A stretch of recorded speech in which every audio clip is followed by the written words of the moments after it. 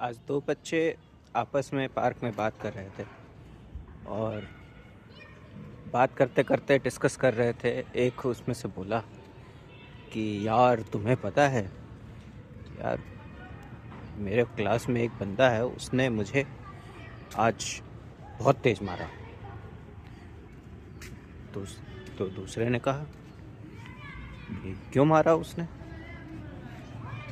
तो पहले बच्चे ने बोला कि यार उसने जो है ना, मैंने जो है ना उसकी किताब आधी फाड़ दी। दूसरे बच्चे ने कहा कि भाई तूने क्यों फाड़ी? तू फाड़ेगा तो मारेगा ही वो। तो पहले बच्चे ने फिर से कहा यार उसने जो है ना मेरी पहले किताब फाड़ी थी, पूरी फाड़ दी थी, तो मैंने उसकी आधी फाड़ दी, तो उसको नहीं मारना चाहिए था, हिसाब तो बराबर हो गया था।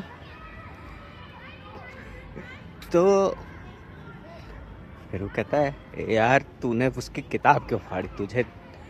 तुझे जाके कंप्लेंट करनी चाहिए थी मैडम से, किताब फाड़ने की क्या जरूरत थी? और उसने मारा तो फिर रो क्यों रहा है? तो क्या आप अपने स्टोरी के साथ इसे रिलेट कर पाते हैं?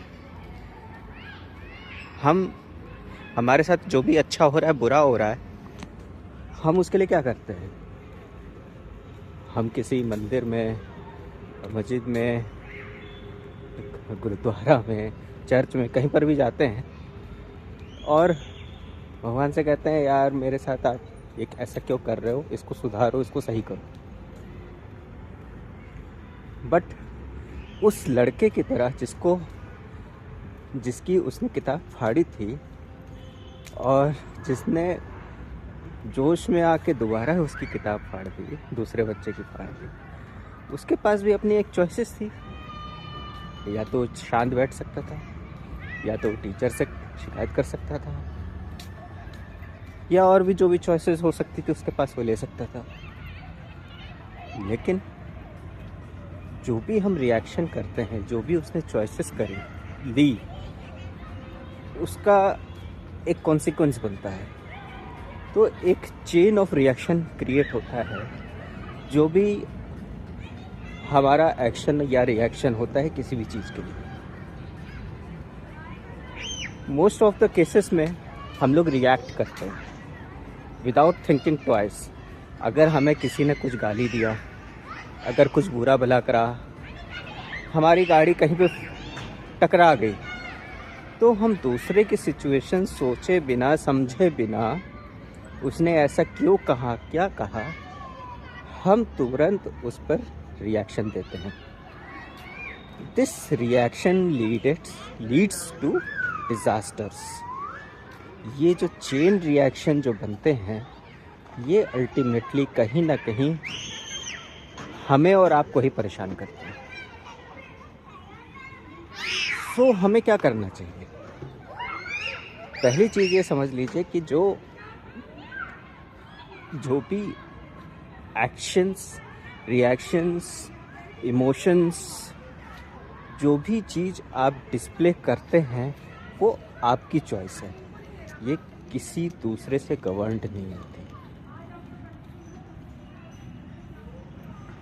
The universe has given us the power to take any kind of choice, any kind of decisions we want. It should not be governed by anyone else. So हर आदमी के पास अपनी एक चॉइस होती है जो वो ले सकता है किसी भी चीज़ के लिए। Whether you want to go office or not, whether you want to do a job or not, whether you want to say yes to your boss or no to your boss. If you have gone for a sales meeting में if anything your client is saying, whether to react to that or not. घर में भी आपके wife ने कुछ कहा, आपके पति ने कुछ कहा, आपके बच्चे ने कुछ कहा, माँ बाप ने कुछ कहा, whether you want to react or not, it's your own choice. ये किसी और की चॉइस नहीं है। तो we have the ultimate power to make our own decisions.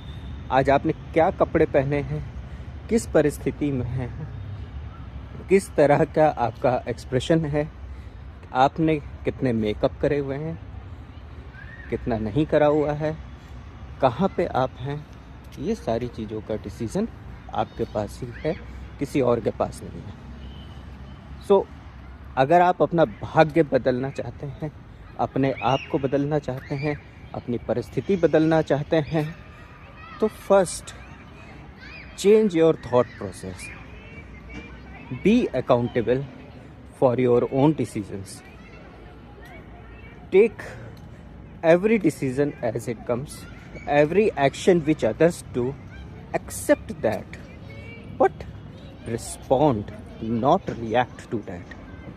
Respond और react में बहुत अंतर होता है.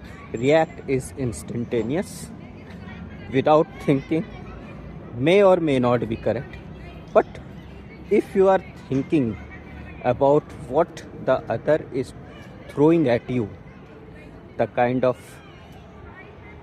language they are saying, the things they are doing, whatever things others are doing to you, अगर आप उसको प्रॉपर तरीके से एनालाइज करके उस पर रिस्पॉन्ड करते हैं, उसको उसके ऊपर जो रिएक्शन देते हैं उसको कहते हैं response.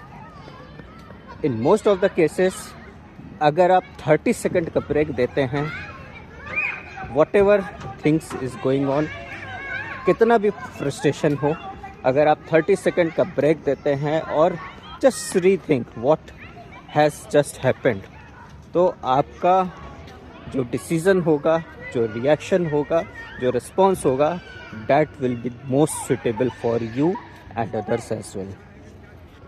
So be accountable for your things, what you are saying, what you are doing, and आप हमेशा एक्सेल करेंगे. There is no doubt in that.